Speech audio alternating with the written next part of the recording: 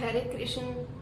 आज हम बात करेंगे, अगर हम घर से बाहर जा रहे हैं और हमारे लड्डू गोपाल जी को हम साथ नहीं ले जा सकते तो इसके लिए हम क्या करें। जब हम घर से बाहर जा रहे हैं तो सबसे पहले हमें हमारे लड्डू गोपाल जी को सुला देना चाहिए।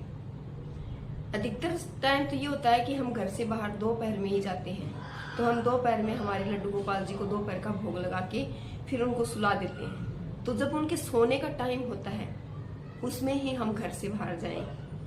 जैसे हमने मेरा बताऊं, मैं 2 बजे लड्डू गोपाल जी को 1:30 बजे सुला देती हूँ और 4:30 या 5 बजे उठाते हैं हम लोग। तो इनके बीच हम बाहर जा सकते हैं, या फिर हमारे को लंबा जाना है, भाई कोई अर्जेंट काम है तो हमारे को लंबा भी जाना पड़ सकता है।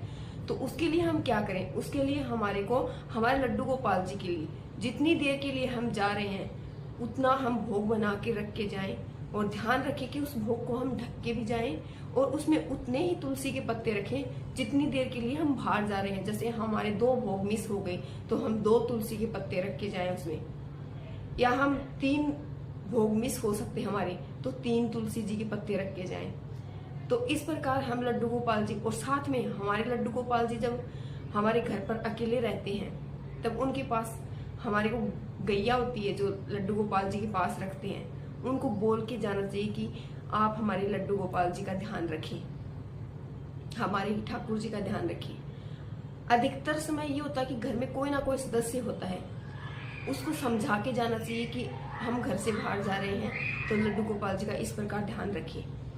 लेकिन कई बार क्या होता है कि हम अकेले ही घर पे होते हैं तो और हमारे को भी कोई अर्जेंट काम से बाहर जाना पड़ सकता है।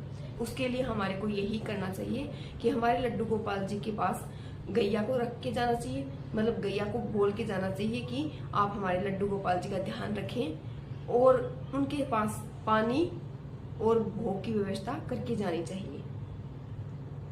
तो हमारे लड्डू गोपाल जी ज्यादा परेशान नहीं होंगे और उनको भूख लगेगी तो वो खा लेंगे। ये बोल के जाना चाहिए कि हे हमारे ठाकुर जी, हम बाहर जा रहे हैं, हमने आपकी सारी व्यवस्था कर दी है, अब आप भोग भी स्वीकार कर लेना और पानी भी स्वीकार कर लेना, हम आके आपको देखेंगे।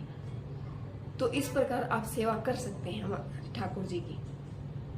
लेकिन कभी भी ऐसे मत जाओ कि ठाकुर जी के पास पानी भी नहीं है, ठाकुर जी के पास भोग की व्यवस्था भी नहीं है और आप बाहर चले गए, ऐसे तो पाप लगेगा ना। राधे राधे।